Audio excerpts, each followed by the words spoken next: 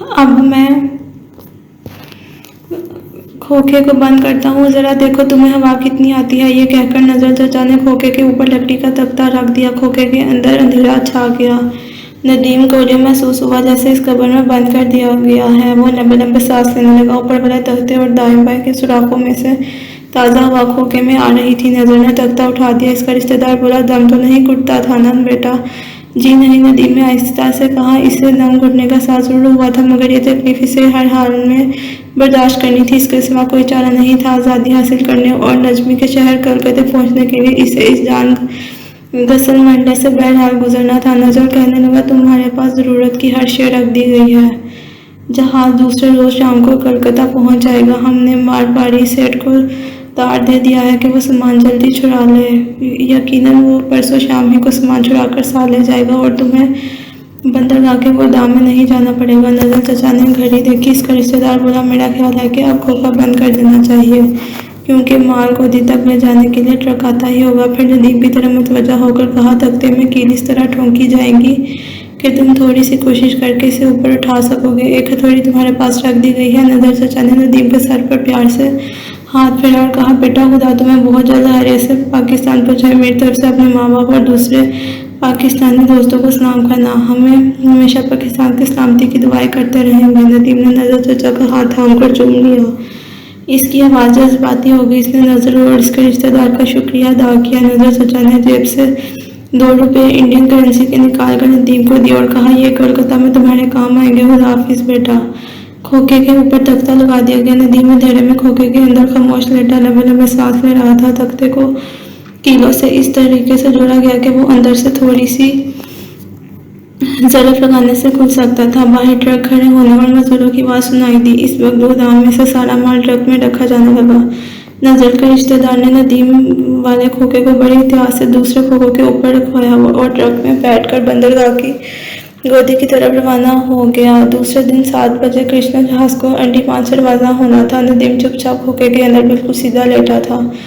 دل میں خدا سے دعا مانگ رہا تھا کہ وہ اسے صحیح سلامت کلکتہ پہنچا دے۔ ٹرک بندرگاہ پر پہنچ گیا۔ نزل کے رشتہ دار نے اپنی نگرانی میں سامان جہاز کے لوڈ ریک میں رکھوا دیا۔ اس بات کا اس نے خاص خیال رکھا کہ ندیم والا کھوکھا دوسرے کھوکھوں کے اوپر رکھا جائے، اور ایسا ہی ہوا۔ وہ کھوکھے کے اندر اندھیرے میں لیٹا خدا کو یاد کرتے ہوئے دل میں کلمہ شریفہ بٹ کر رہا تھا۔ دوسری طرف عبدالمناف بھی شبانہ کو ساتھ لے کر اسی جہاز میں سوار ہو چکا تھا۔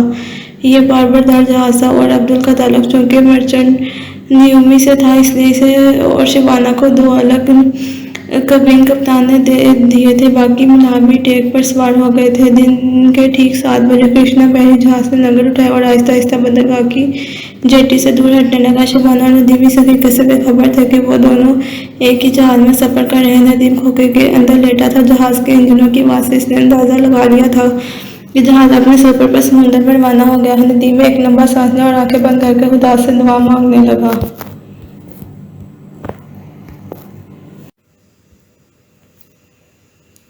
جنوری کا مہینہ تھا۔ ان دنوں سمندر پرسکون ہوتا ہے۔ جہاز کرشنا سکون سے سمندر میں سفر کر رہا تھا۔ شبانہ اپنے کیبن میں لاہور کو یاد کر رہی تھی۔ اسے صرف ایک ہی خیال پریشان کر رہا تھا کہ کلکتہ پہنچنے کے بعد وہ بھارت کی سرحد پار کر کے پاکستان کیسے جائے گی۔ عبدل کو یہ معلوم نہیں تھا کہ شبانہ پاکستانی ہے اور اسے ڈھاکہ سے اغوا کر کے ہندوستان لایا گیا تھا۔ شبانہ نے سوچا کہ عبدل ایک نیک دل مسلمان بزرگ ہے، وہ کلکتہ پہنچ کر اسے سب کچھ بتا دے گی، وہ ضرور اس کی مدد کرے گا۔ شبانہ کلکتہ کے وکیل صاحب کے ہاں دوبارہ نہیں جانا چاہتی تھی، یوں ان کے پولیس کے نظروں میں آ جانے کا اندیشہ تھا۔ عبدل نے شبانہ سے کہہ رکھا تھا کہ کلکتہ پہنچ کر تم میرے گھر میں اترنا، میں تمہیں اپنی حفاظت میں ڈوبے ہوئے جہاز کے کپتان صاحب کے بنگلے پر پہنچا دوں گا۔ میں نے ان کا بنگلہ دیکھا ہوا ہے، ٹالی گنج میں ہے۔ شبانہ وہاں نہیں جانا چاہتی تھی کیونکہ نیک دل کپتان اب اس دنیا میں نہیں تھا، وہ تو جہاز کے ساتھ ہی سمندر کے نظر ہو گیا تھا، اور وہ اس کی بھانجی بھی نہیں تھی۔ اس کے بیوی بچے صاف عبدل سے کہہ دیں گے کہ یہ لڑکی ہماری رشتہ دار نہیں ہے۔ بہتر یہی ہے کہ میں کلکتہ پہنچ کر عبدل کو ساری بات بتا دوں، وہ ضرور مجھے کسی نہ کسی طرح پاکستان پہنچا دے گا۔ وہ جہاز راہ ہے، جہاز کی کمپنی کا ملازم ہے، وہ ضرور اسے کسی ایک ایسے جہاز میں سوار کروا دے گا جو رنگون یا کولمبو جا رہا ہو۔ کرشنا جہاز ہموار رفتار اور ہلکی بے معلوم سی رولنگ کے ساتھ کھلے سمندر میں اپنی منزل کی طرف بڑھ رہا تھا۔ جہاز کے لوٹر ڈیک کے گودام میں ندیم کا کھوکھا بھی دوسرے سامان کے ساتھ پڑا تھا۔ اس کے اندر ندیم لیٹا خدا کو یاد کر رہا تھا کہ اس کا خیال تھا کہ کھوکھے میں بند ہونے سے اس کا دم ضرور گھٹے گا، لیکن ایسا نہ ہوا۔ اسے سوراخوں میں سے برابر تازہ ہوا آ رہی تھی۔ کھوکھے میں اس نے کئی بار اپنی پہلو بھی بدلا اور گھٹنوں کو بھی اوپر کیا، صرف وہ اٹھ کر بیٹھ نہیں سکتا تھا۔ اس نے پلاسٹک کے چھوٹے ڈبے میں سے تھوڑی سی خشک بھنی ہوئی مچھلی نکال کر ڈبل روٹی کے 2 ٹکڑوں کے ساتھ کھائی، مشکیزوں کو منہ لگا کر پانی پیا اور خدا کا شکر ادا کیا۔ فضا میں جہاز کے انجن کی آواز کے سوا دوسری کوئی آواز سے نہیں آ رہی تھی۔ ندیم کو یہ بھی معلوم نہیں تھا کہ اس وقت دن ہے یا شام ہو گئی ہے، وقت انتہائی سست رفتاری سے گزر رہا تھا۔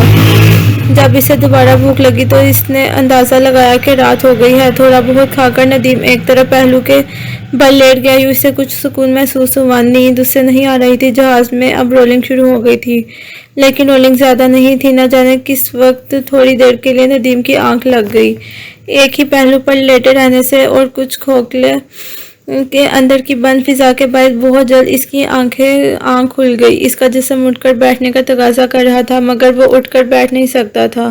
اس نے دوسری طرف پہلو بدل لیا، جسم جیسے لکڑی کی طرح اکڑ گیا تھا۔ ندیم نے لیٹے لیٹے اپنی ٹانگوں اور بازوؤں کو دبانا شروع کر دیا۔ وہ بہت جلد تھک گیا اور اس کا سانس پھول گیا، لیکن بند کھوکھے میں آکسیجن وافر مقدار میں نہیں آ رہی تھی۔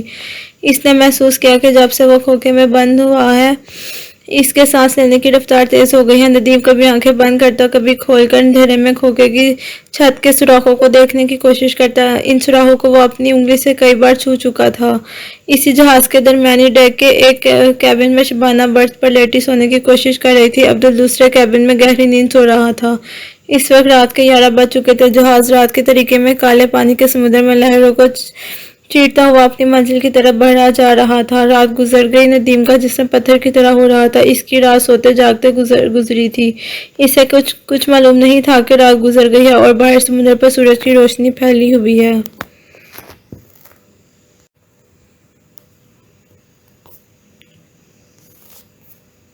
جب اسے بھوک لگی تو سمجھ گیا کہ دوسرا دن طلوع ہو گیا ہے۔ اس نے اپنے بازوؤں کو دباتے ہوئے خدا کا شکر ادا کیا۔ اب صرف 10-12 گھنٹوں کا سفر باقی تھا۔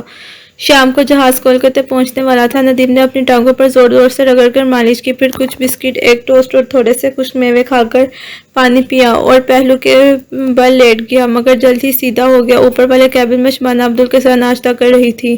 ناشتے کے بعد وہ ڈیک پر سمندر کی تازہ ہوا میں آ گئی۔ سمندری ہوا میں اس کے بال اڑنے لگے۔ اس نے سر پر ساڑی کا پلو کر لیا اور سیاہ سمندر کی وسطوں کو دیکھنے لگی۔ چاروں طرف پانی ہی پانی تھا۔ آسمان بالکل صاف تھا اور دھوپ نکلی ہوئی تھی۔ تھوڑی دیر کھلی ہوا میں سمندر کا نظارہ کرنے کے بعد شبانہ نیچے اپنے کیبن میں آ کر لیٹ گئی۔ اس کے ذہن کو ایک بار پھر پریشان خیالوں نے گھیر لیا۔ جہاز اپنے سفر پر رواں دواں تھا۔ دوپہر بھی گزر گئی۔ جب سورج مغزی افق میں سمندر پر چمکنا شروع ہوا تو دور زمین کی لکیر دکھائی دی۔ جہاز کے ملاح ایک دوسرے کو دور سے نظر آتی زمین کی کالی لکیر دکھانے لگے۔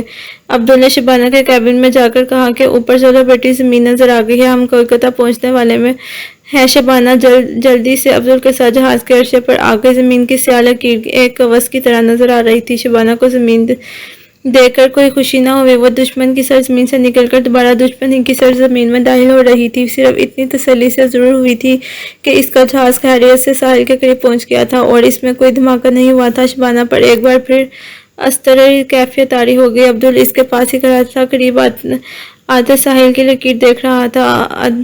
اب ابھی پرندے بھی جہاز کے اوپر منڈلانے لگے تھے۔ اس بات کا ثبوت تھا کہ ساحل دور نہیں۔ شبانہ نے سوچا کہ وہ کولکتہ پہنچ کر ہی عبدل کو اپنے بارے میں بتائے گی۔ سمندری ہوا کے شور میں وہ اطمینان سے بات نہیں کر سکتی تھی۔ 1 گھنٹے بعد ساحل اور قریب آ گیا۔ اب سمندر میں ایک جگہ پر ڈولتے ہوئے غبارے گزرنے لگے جو جہاز کو راستہ دکھا رہے تھے۔ سورج غروب ہوا تو اس کی سرخ روشنی میں کنارے کے درخت صاف نظر آ رہے تھے۔ جہاز اب سمندر سے نکل کر دریائے ہگلی میں داخل ہو چکا تھا۔ پانی کا رنگ گدلا ہو گیا تھا۔ شام کا سرمئی اندھیرا پھیل گیا تھا۔ کلکتہ کی بندرگاہ پر روشنیاں ہو رہی تھی کہ جہاز نے بندرگاہ کے قریب پہنچ کر وصل دینی شروع کر دی۔ ندیم نے جہاز کے بھونپوں کی بار بار بلند ہوتی آوازیں سنی تو سمجھ گیا کہ جہاز گودی پر لگنے والا۔ اس نے خدا کا شکر ادا کیا اور ہاتھ سے اپنی ٹانگوں اور بازوؤں کی مالش کرنے لگا۔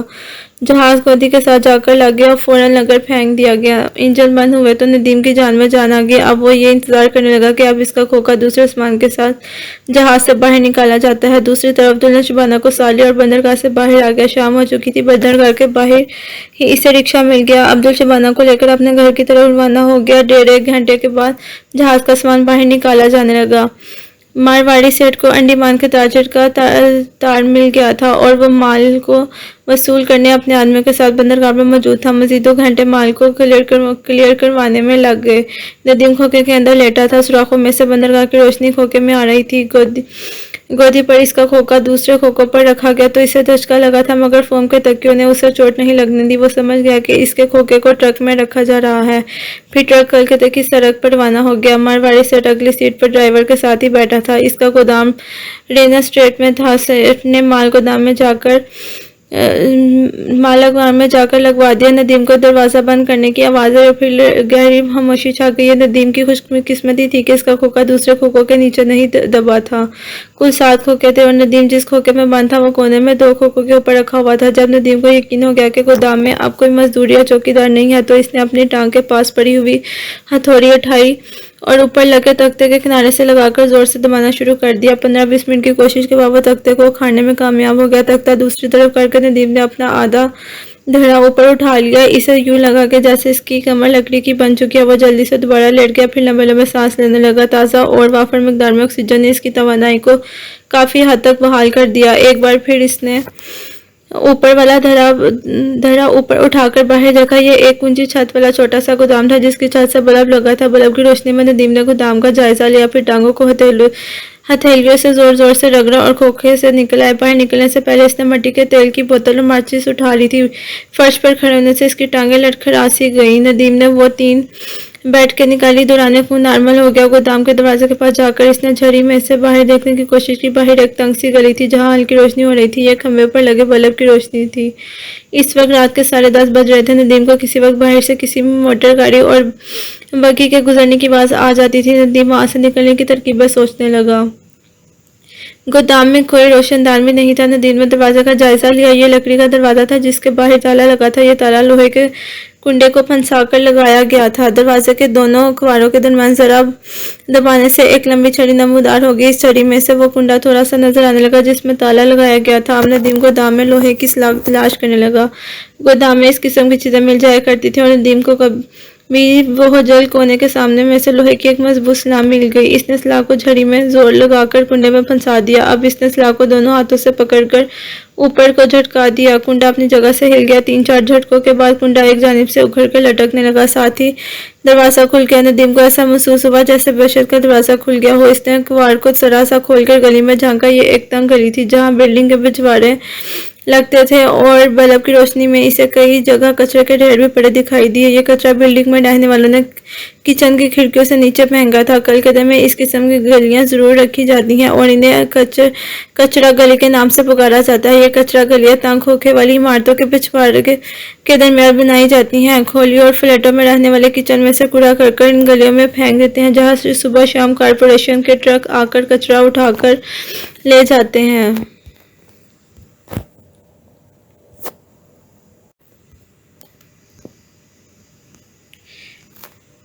नदीम ने किवाड़ बंद कर दिया। अब उसे अपने खोखे को आग लगानी थी ताकि इसके फरार का कोई सबूत गोदाम में बाकी ना रहे। इसने मिट्टी के तेल को अपने खोखे पर अच्छी तरह से छिड़क दिया, फिर माचिस जलाई और खोखे को दिखा दी। मिट्टी के तेल ने फौरन आग पकड़ ली और खोखे में से शोले बुलंद होने लगे। इसके साथ ही नदीम किवाड़ खोलकर गोदाम से निकलकर कचरा गली में आ गया। नजर चचा के दिए हुए $2 नदीम की जेब में पड़े हुए थे। कलकत्ता शहर के बाजारों से नदीम काफ़ी हद तक वाकिफ था। इसे यह भी एहसास था कि पुलिस ज़रूर इसकी तलाश में होगी, क्योंकि अंडमान से यहाँ पुलिस हेडक्वार्टर में इसके फरार के खिलाफ पहुंच चुकी होगी। नदीम धोती कुर्ते में बलमूस था। ये लिबास नजर चचा ने इसे दिया था। गली से गुजरकर नदीम बाजारों में आकर झिपकाए एक तरफ चलने लगा। बाजार में इक्का दुक्का लोग आ जा रहे थे। फ्लैटों और खोलियों में रोशनी हो रही थी। दुकानें बंद थी। नदीम समझ गया कि रात काफ़ी गुजर चुकी है। थोड़ी देर में वहाँ आग का शोर मचने वाला था। नदीम तेज तेज कदमों से बाजार में से निकलकर एक दूसरे बाजार की तरफ मुड़ गया। ये उसे मालूम नहीं था कि यह कौन सा इलाका है। कलकत्ता एक बहुत बड़ा शहर था। नदीम इसके सारे इलाकों से वाकिफ नहीं था। वह एक बड़ी सड़क पर आ गया जिसकी दोनों ज्यादा ऊंची रिहायशी इमारतें थीं। इसे बहुत जल्दी किसी जगह पनाह लेने की जरूरत थी। वो सोच रहा था कि इसे कहाँ पनाह मिल सकती है। कलकत्ते में एक ही जगह थी जहाँ वो छुप सकता था। ये अमजद اور یہ امجدیہ ہوٹل والے جبار سیٹ کی بیٹھک ہی ہو سکتی تھی۔ اب اسے ایک رکشہ یا ٹیکسی کی ضرورت تھی جو اسے زکریا اسٹریٹ پہنچا دے۔ ایک خالی ٹیکسی کو ہاتھ دے کر ندیم نے روک لیا۔ دوسرے لمحے ٹیکسی زکریا اسٹریٹ کی طرف جا رہی تھی۔ ندیم زکریا اسٹریٹ کے شروع میں ہی ٹیکسی سے اتر گیا۔ رات کے 11 بج چکے تھے۔ بازار میں زیادہ رونق نہیں تھی۔ ندیم کو سیٹھ جبار کی بیٹھک کا پتہ تھا۔ وہ امجدیہ ہوٹل کے پچھواڑے اسی بلڈنگ میں تھی۔ وہ بازار میں سر جھکائے چلتا ہوا ہوٹل کے پچھواڑے سیٹھ کی بیٹھک کے پاس آ کر رک گیا۔ بیٹھک کا دروازہ بند تھا۔ اسے معلوم تھا کہ سیٹھ جبار رات 10 بجے کے بعد اپنی بیٹھک میں آ جاتا ہے۔ اس نے دروازے پر آہستہ سے دستک دی۔ سیٹھ جبار کے بوڑھے بنگالی نوکر نے دروازہ کھول کر ندیم کو غور سے دیکھا۔ وہ اس کی شکل سے شناسا تھا، پھر بھی اس نے پوچھا کہ کس سے ملنا ہے۔ ندیم نے سیٹھ کا نام لیا اور نوکر اندر چلا گیا۔ تھوڑی دیر بعد سیٹھ جبار خود وہاں آ گیا۔ اس نے ندیم کو جلدی سے اندر آنے کا اشارہ کیا اور دروازہ اندر سے بند کر دیا۔ وہ ندیم کو اپنی بیٹھک میں لے گیا اور اس کی طرف دیکھتے ہوئے بولا، تم ابھی تک پاکستان نہیں گئے؟ بیٹھک میں سوائے ان دونوں کے اور کوئی نہیں تھا۔ ندیم پلنگ کے سامنے والی کرسی پر بیٹھ گیا اور اسے ساری رد سنا دی۔ سیٹھ جبار سگریٹ سلگائے غور سے سنتا رہا۔ وہ پلنگ پر بیٹھا تھا۔ جب ندیم اپنی کہانی سنا چکا تو سیٹھ جبار سگریٹ کا گل جھاڑتے ہوئے بولا، برخوردار، تم کو اب تک پاکستان چلے جانا چاہیے تھا۔ میں نے تمہارا انتظام بھی کیا مگر تم غائب ہو گئے۔ اب حالات ایسے ہیں کہ اگرچہ جنگ بندی ہو چکی ہے مگر فوجیں سرحدوں پر کھڑی ہیں۔ ڈھاکہ جانے کا اب سوال ہی پیدا نہیں ہوتا۔ دونوں ملکوں کے سفارت خانے بھی بند ہیں۔ میں تمہارے لیے صرف یہی کر سکتا ہوں کہ تمہیں کچھ دن اپنے پاس چھپائے رکھوں۔ اگرچہ اس میں میرے لیے بہت خطرہ ہے لیکن تم مسلمان ہو اور مصیبت میں پھنسے ہوئے ہو۔ تمہاری مدد کرنا میرا فرض ہے اور تمہارا یہاں میری بیٹھک میں رہنا مناسب نہیں۔ رات گہری ہو جانے دو، ولی تمہارے دریا پار ایک جگہ لے چلوں گا۔ وہاں تمہیں اس وقت تک رہنا ہوگا جب تک کہ دونوں ملکوں کی فوجیں سرحدوں سے پیچھے نہیں ہٹ جاتی۔ تب میں تمہیں اپنے آدمی کے سپرد کر دوں گا جو تمہیں انڈیا کا بارڈر کراس کروا دے گا۔ خبردار، اپنی چندہ کا خیال دل میں مت لانا ورنہ ساری زندگی یہاں کی جیلوں میں سڑتے رہو گے۔ ایسا کرو، اوپر والی کوٹری میں جا کر آرام کرو۔ تم نے کھانا کھایا ہے؟ ندیم نے کہا۔ کھوکے میں رکھی ہوئی تھوڑی سی مچھلی شام کو کھائی تھی۔ سیٹھ جبار نے ندیم کے کندھے کو تھپتھپائے ہوئے کہا، تم نے کمال کر دیا جو ایک لکڑی کے کھوکے میں بند ہو کر یہاں پہنچے۔ میں تمہاری بہادری کی داد دیتا ہوں۔ تم اوپر چلو، میں تمہارے لیے کھانا بھجواتا ہوں۔